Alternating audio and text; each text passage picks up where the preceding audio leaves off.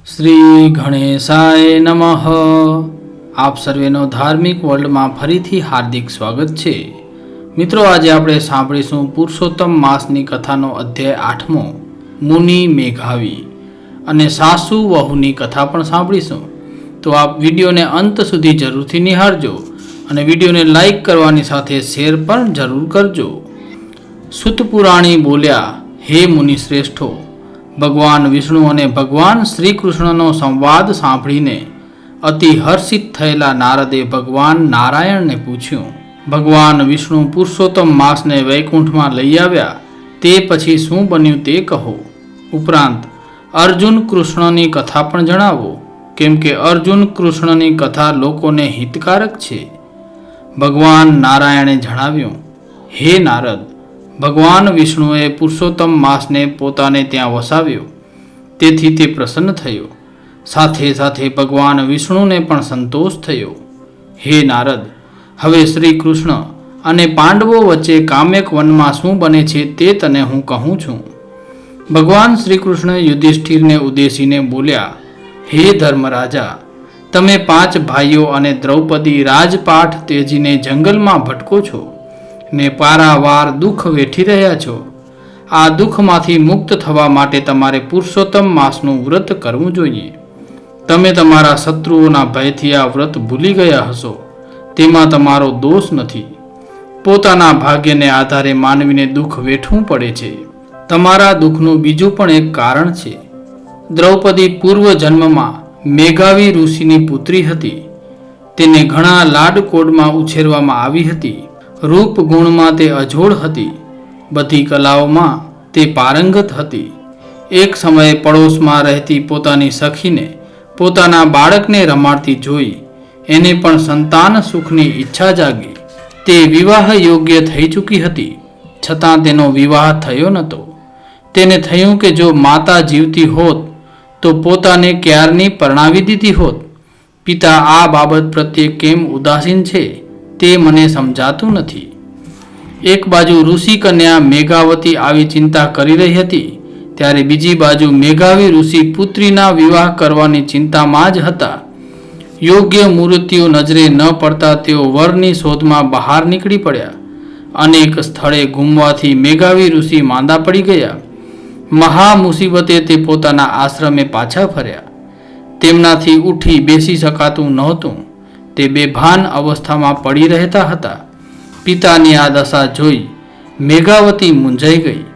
મેઘાવી ઋષિ ભાનમાં આવતા તેણે પ્રભુને પ્રાર્થના કરી કે હે દીનાનાથ, હે રાધા રમણ, હે રાસેશ્વર, હે રાધાપતિ, હે ગોવિંદ, સંસાર સમુદ્રમાં ડૂબી રહેલ મારું આપ રક્ષણ કરો।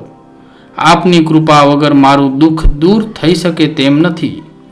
આપ મારા નિરાધારના આધાર છો। આપને હું નમસ્કાર કરું છું। મેઘાવી ઋષિની આવી સ્તુતિ સાંભળી વિષ્ણુ લોકમાંથી ભગવાનના દૂતો તેમની પાસે આવ્યા અને તેમનો આત્મા પ્રભુના ચરણ કમળમાં પહોંચાડ્યો। આ બાજુ આશ્રમમાં પિતાના મૃત્યુથી મેઘાવતી કલ્પાંત કરી રહી હતી।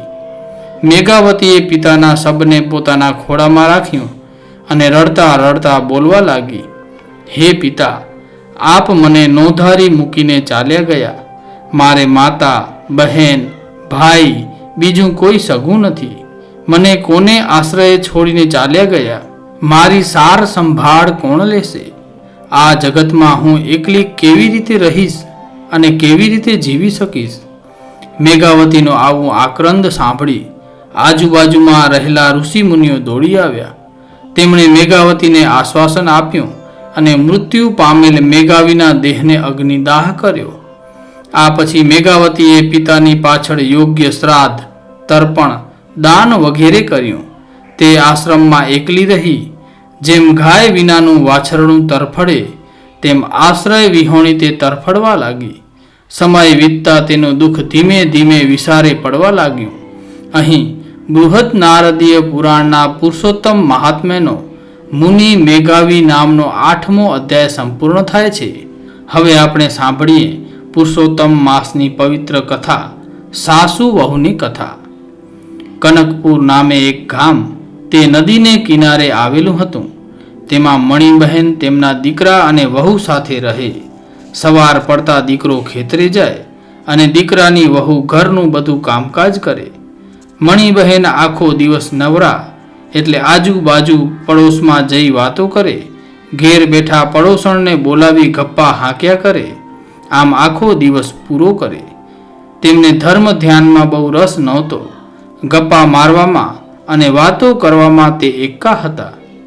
તેમના દીકરાની વહુનું નામ મેના હતું. મેના ઓછું બોલતી, ઘરના કામકાજમાં તે ડૂબેલી રહેતી, સમય મળે ધર્મ ધ્યાન કરતી. એવામાં પુરુષોત્તમ માસ આવ્યો. મણિબહેને પુરુષોત્તમ માસનું વ્રત કરવાનું નક્કી કર્યું. મારી સાસુ વ્રત કરનાર છે એ જાણીને મેનાએ પણ વ્રત કરવાનું વિચાર્યું. તેણે પોતાની સાસુને આ બાબત જણાવી. આથી મણિબહેન ગુસ્સે થઈ છણકો કરીને બોલ્યા, મોટી જોઈ ભક્તાણી, ઘરમાં બેસી ધર્મ ધ્યાન કરો, નદીએ નાહવાની જરૂર નથી. મેના સાસુની નારાજગી સમજી ગઈ. તે મૌન રહી. તેણે મનોમન વ્રત કરવાનો સંકલ્પ લીધો. મણિબહેન રોજ સવારે વહેલા ઉઠી નદીએ સ્નાન કરવા જતા. નદીએ સ્નાન કરી કાંઠા ગોરમાનું પૂજન કરતા. કથા વાર્તા ચાલતી હોય ત્યાં બેસી કથા વાર્તા સાંભળતા. બ્રાહ્મણને દાન દક્ષિણા આપતા. આ બાજુ મેના પણ સવારે વહેલી ઉઠતી, નિત્ય નિયમ મુજબ સ્નાન કરતી અને સ્નાન સમયે, હે પુરુષોત્તમ ભગવાન, મારું આ સ્નાન વ્રતના સ્નાન તરીકે માન્ય રાખજો, આટલું કહી નાતા નાતા હે પુરુષોત્તમ ભગવાન, હે પુરુષોત્તમ ભગવાન કહ્યા કરતી. તેણે દેવસ્થાનમાં પુરુષોત્તમ ભગવાનની નાની એવી મૂર્તિની સ્થાપના કરી. તે રોજ ધૂપ, દીપ, પુષ્પ આદિ સમર્પી તેમની સ્તુતિ આરતી કરતી. મેના અધિક માસમાં કથરોટમાં બેસીને સ્નાન કરતી હતી. તેણે એક કહેવત સાંભળેલ કે મન ચંગા તો કથરોટમાં ગંગા. તે ન્યાયે દરરોજ કથરોટમાં બેસીને સ્નાન કરતી. લોટા વડે શરીર ઉપર પાણી રેડતી જાય ને પુરુષોત્તમ ભગવાનનું રટણ કરતી જાય. એક દિવસ મણિબહેન નદીએ સ્નાન કરવા ગયેલ. ત્યાં નાતા નાતા તેમની કાનની ચૂની પાણીમાં પડી ગઈ. તે ચૂની શોધવા તેમણે ઘણી મથામણ કરી, પણ કાંઈ હાથ લાગી નહીં. છેવટે કંટાળીને નિરાશ વધને ઘેર આવ્યા. હવે બન્યું એવું કે મેના કથરોટમાં બેસીને નાહી રહી હતી. ત્યાં તેની નજર કાનની ચૂની પર પડી. તેણે તે લઈને ઘરમાં મૂકી. મણિબહેને ઘેર આવી અને મેનાને પોતાની ચૂની પાણીમાં પડી ગઈ તેમ દર્શાવ્યું. ત્યારે મેનાએ કહ્યું, હું કથરોટમાં નાહતી હતી ત્યારે કથરોટમાંથી મને એક ચૂની મળેલ છે, તે તમે રાખો. મણિબહેન તે ચૂની લઈને જોયું તો તે પોતાની ચૂની હતી. તે આશ્ચર્યમાં ગરકાવ થઈ ગયા, પણ કાંઈ બોલ્યા નહીં. 5 દિવસ ગયા હશે કે નદીમાં નાતા નાતા મણિબહેનના હાથની વીંટી સરકી જઈ પાણીમાં પડી. આ વખતે પણ મણિબહેને ઘણી શોધાશોધ કરી. નાહનાર બીજા ભાવિકોને પણ વાત કરી. તેઓ પણ શોધવા લાગ્યા, પણ કોઈના હાથમાં વીંટી આવી નહીં. છેવટે થાકીને નિરાશ થઈ મણિબહેન ઘેર આવ્યા. આ વખતે પણ મેનાને નાહતા નાહતા કથરોટમાંથી વીંટી મળી. તેને વીંટી જોતા જ ખ્યાલ આવ્યો કે નક્કી આ વીંટી મારી સાસુની છે. મણિબહેન ઘેર આવતા તરત જ મેનાએ તે વીંટી તેમને આપતા કહ્યું, હું કથરોટમાં નાહી રહી હતી તેમાંથી આ વીંટી મળી છે. મણિબહેન વીંટીને ઓળખી ગયા. તેઓ કંઈ બોલ્યા નહીં કે મારી વીંટી પાણીમાં પડી ગઈ છે.